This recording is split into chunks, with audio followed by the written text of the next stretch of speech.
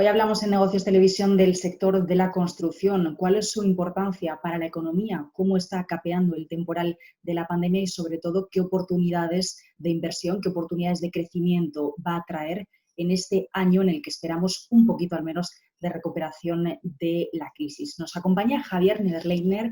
Javier, ¿qué tal? Hola, ¿qué tal, Raquel? Muy buenos días a todos.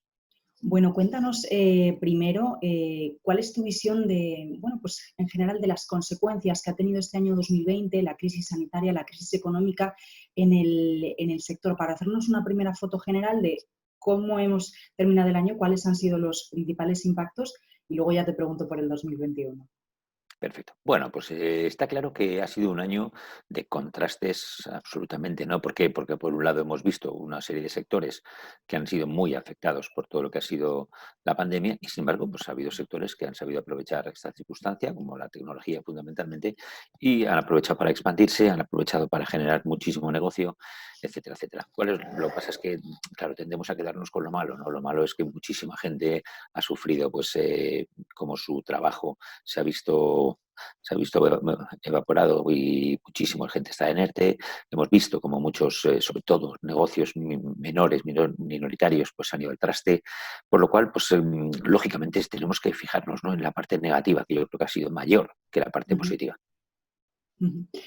¿Cuáles crees que son bueno, pues los puntos clave, ¿no? en este arranque de año para un sector, bueno, pues tan importante al final para la economía española? Porque eso también tenemos que hablarnos, ¿no? No estamos en la misma situación que en la crisis anterior, ¿verdad? Donde, bueno, pues lo que sucedía con el sector tenía esa capacidad de lastrar la economía de forma muy considerable. Esta crisis es distinta, pero ¿cuál es la importancia al final de un sector como el de la construcción, el inmobiliario, la vivienda, las infraestructuras para una economía como la española?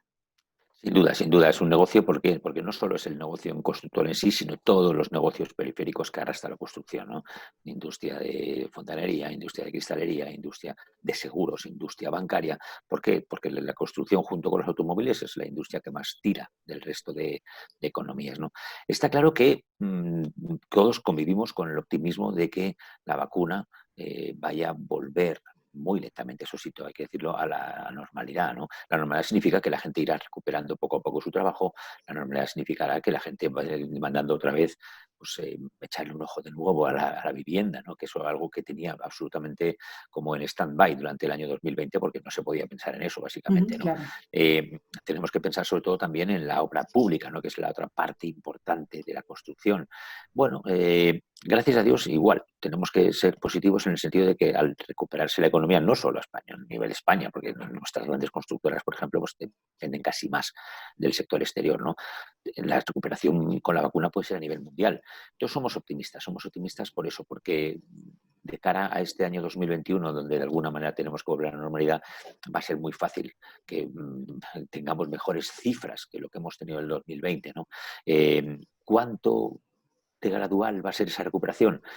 Vamos a verlo, ¿no? No hemos empezado bien el año, desde luego. ¿Por qué? Porque sí, somos optimistas con la vacuna, pero hemos visto que las cifras del contagio siguen ahí, por desgracia, ¿no? Hay que dar tiempo a que la vacuna sea más eficiente, ¿no? O sea que en ese sentido, sí, optimismo, pero con cautela. Ujú. En muchos sectores se está hablando, bueno, en la economía en general en España, de gasto contenido, ¿no? Muchas decisiones tanto de inversión de las empresas como de, bueno, pues las familias y los hogares, ¿no? Que prefieren llevarse el dinero al ahorro por si acaso. Correcto. ¿Crees que esto también, cuando haya un poquito más de optimismo, ¿no? Y se aclare un poquito el campo de las vacunas y de los contagios, eh, ¿crees que vamos a ver una transición, ¿no? de todo este gasto que ha estado contenido, de estas inversiones que han Sí. estado paralizadas? La clave para un gasto mayor, una inversión importante, es la estabilidad, ¿eh? Yo no me meto en comprarme una vivienda si no tengo una estabilidad en el empleo. Eh, claro, ahí está un poco la clave, ¿no? Lo mismo pasa con las empresas, ¿no? Yo soy una empresa que quiero invertir y veo que si no tengo una estabilidad en la cifra de mis ingresos, pues no puedo lanzarme a invertir, ¿no? Es esa estabilidad la que buscamos con la implantación de la vacuna, ¿no? Que la gente pueda decir, bien, tengo un trabajo donde aparentemente las cosas van a ir bien y no me van a despedir o no voy a entrar en un ERTE, me puedo lanzar a la inversión, puedo afrontar la compra de una vivienda. Un poco lo mismo con las empresas y también un poco también lo mismo con el Estado, ¿no? Si el Estado pone en marcha la maquinaria de generar PIB, de generar inversión, de generar empleo, su cifra de generación de resultados, es decir, de impuestos, le hará acometer futuras obras, futuras construcciones, ¿no? Buscamos esa estabilidad. La estabilidad es la clave para una inversión, ¿no? Y bien, pues volvemos un poco al asunto recurrente el que nos atrae, ¿no? Que es que esa vacuna pues tenga que darnos la estabilidad que necesitamos. Ujú.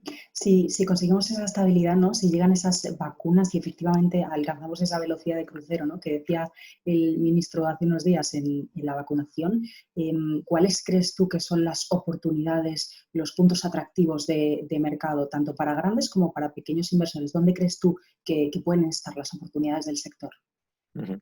Bueno, claro, hay que ver un poco cada perfil inversor, ¿no? Porque no podemos comparar pues, ese pequeño inversor que tiene un pequeño excedente de inversión que puede Ujú, invertir 20, 30 mil euros, que lógicamente no le da para comprar una casa, comparado como, por ejemplo, pues una persona que tenga un cierto capital y decide, este es el momento, ¿no? Tenemos que tener en cuenta un dato muy importante, que es la tesitura de los tipos de interés, ¿no? Los tipos de interés siempre son un condicionante a la hora de decidirnos en afrontar una u otra inversión. Eh, por una parte, porque la persona que tiene un cierto patrimonio y puede invertir en inmuebles, pues sabe que cualquier rentabilidad, por poca que le dé un alquiler, le va a dar mucho más que un depósito, ¿no? Por otra parte, porque también tenemos esa parte, esa segunda derivada, que es el inversor que quiere comprar una vivienda como una rentabilidad a largo plazo, ¿no? Y en ese sentido también le beneficia esa tesitura de bajos tipos de interés, porque las hipotecas ahora mismo pues, están en unos niveles que no veíamos hace muchísimos años, ¿no? Con el ujú, sí. Euribor muy por debajo de cero a unos niveles mínimos, ¿no? Y después, pues el pequeño inversor, claro, también puede aprovechar esa posibilidad de invertir en determinados instrumentos como pueden ser fondos de inversión inmobiliarios o determinadas empresas que cotizan en bolsa, como son las SOCIMIS, ¿no? O sea que en ese sentido, pues hay alternativas, ¿no? Cada uno con su patrimonio, lógicamente, ¿no? Pero también pensemos que la situación de pandemia pues ha dejado oportunidades. ¿Por qué? Porque ha habido gente que no ha podido afrontarlas, porque no ha mantenido su trabajo y tiene que malvender su casa, y ahí se generan oportunidades de inversión, ¿no? Pues bueno, es cuestión de mirarlas despacito y sí, por supuesto, claro que hay oportunidades, ¿no? Y en momentos de crisis es cuando mejor se compran esas posibles inversiones futuras porque los mercados nos dejan oportunidades. No nos olvidemos también de los dos mercados alternativos que siempre yo considero a la hora de tomar una decisión. Por un lado, la renta fija. El mercado de renta fija está muerto, ¿no? Rentabilidades a cero, pues, durante mucho tiempo que nos esperan. Y por otro lado, la renta variable. La renta variable, sí, claro que sí, yo me harto de defender la renta variable, pero no nos olvidemos una cosa, que la renta variable empieza a tener valoraciones altas, ¿eh? Entonces, claro, no es lo mismo comprar con un IBEX a 6.500 que con un IBEX a 8.500, ¿no? Entonces es hora de decir, vamos a afrontar un poco de diversificación, quizás es buen momento para invertir en inmobiliario. Ujú. Dentro de estas inversiones en el sector inmobiliario, estamos oyendo cada vez hablar más también pues, de los nuevos factores ligados a la sostenibilidad, a la Agenda 2030, los nuevos desafíos, por ejemplo, de construcciones bioclimáticas que tengan en cuenta otra serie de principios, ¿no? Por ejemplo, hablamos mucho de la eficiencia energética, de la rehabilitación de edificios. ¿Qué desafíos crees que existen en el sector o qué tendencias ves cuando hablamos, bueno, pues de este otro lado, ¿no? Del sector que cada vez tiene más fuerza? Sí, el problema es que aún no está ni muchísimo menos desarrollado a la altura de que los inversores puedan decir, vamos a invertir en empresas de este tipo, ¿no? Sí Ujú, que hemos visto, por ejemplo, comparativamente, como todas las empresas de eficiencia energética, renovables, fundamentalmente están teniendo un boom. ¿Por qué ese boom no se va a trasladar si la construcción es capaz de asimilar ese modelo de eficiencia energética? Claro que sí. Entonces, yo creo que es un momento importante para que esas empresas se dediquen a mostrar un poco esos avances. ¿Por qué? Porque ya sabemos el refrán ese que dice que el que da primero da dos veces, ¿no? Entonces, bueno, pues está claro, el mercado va por ahí, la Agenda 2030 está ahí, entonces es cuestión de que las empresas inmobiliarias, sobre todo, sean capaces de plasmar todo eso en, de verdad, eficiencias contrastables y mejoras que la gente pueda ver, ¿no? Por ahora son muy difíciles de identificar, ¿no? Y eso, por así decirlo, retrasa un poco esas decisiones de inversión. ujú. Aunque eso esté todavía un poco lejos, ¿no? Y como bien dices, sea un camino por andar y que está muy en pañales, ¿crees que se puede invertir o se pueden aplicar estrategias de inversión inmobiliaria bajo los criterios ASG, estos de factor social, factor ambiental y gobernanza? ¿O crees que todavía está efectivamente todo muy todo muy demasiado. en estados preliminares, demasiado. Sí, sí, demasiado incipiente, demasiado. No han sabido, las empresas no han sabido aún cómo transmitir ese G a lo que es el sector inmobiliario, ¿no? Está en desarrollo, pero aún no. Entonces Ujú. es un poco, demos de tiempo, ¿no?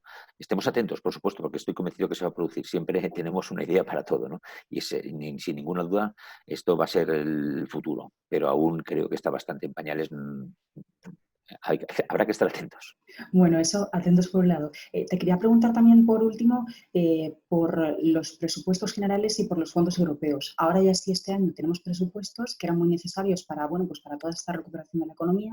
Tenemos unos fondos europeos que se espera que lleguen, ¿no? Vinculados a determinados proyectos y a Correcto. determinadas partidas. ¿Qué expectativa tienes que pueda, bueno, pues cuál puede ser el impacto en un sector tan importante como estamos hablando, como el de la construcción, el sector inmobiliario, de este tipo de partidas, especialmente de los fondos europeos? Sin ninguna duda, eso, fíjate, Raquel, eso va a ir un poco asociado a lo que hemos comentado antes, ¿no? Es decir, eh, ¿quién tiene o cómo, qué instituciones tienen que dar el paso a esa implantación de los ESG? ¿Por qué? Porque además hay un doble bonus, ¿no? Un poco que el mercado te conozca, pero después, porque si tú eres capaz de presentar un buen proyecto, lógicamente que esas ayudas europeas te van a ayudar, claramente, ¿no? Y en los presupuestos generales igual, ¿no? Entonces, por eso esa carrera que acaba de empezar es muy interesante. ¿Por qué? Porque tiene ese doble premio, ¿no? Que el mercado te conozca y, lógicamente, pues tengas inversores detrás tuyo, pero Ujú. también porque puedes acceder a esas ayudas, ¿no? Sabemos todos que las ayudas que vienen de Europa van ligadas precisamente a eso, Claro. ligado a objetivos, a identificar proyectos interesantes, no te lo van a dar así porque sí, ¿no? Entonces, si tú eres capaz de presentar un proyecto y decir, oye, pues mira, vamos a hacer esta casa con esto, pues las paredes van a ser todas, absolutamente todas van a recibir la energía y vamos a ser capaces de transformar esa energía limpia y vamos a tener que no necesitar energías fósiles ahora que está tan de moda por la subida del precio. Entonces eso va a estimular bastante el mercado, desde luego. Ujú. Bueno, pues Javier, muchísimas gracias por acompañarnos esta primera aproximación, ¿no? Sobre los retos y las tendencias que vienen en el sector. Muy bien, fenomenal, a vuestra disposición. Gracias, Raquel.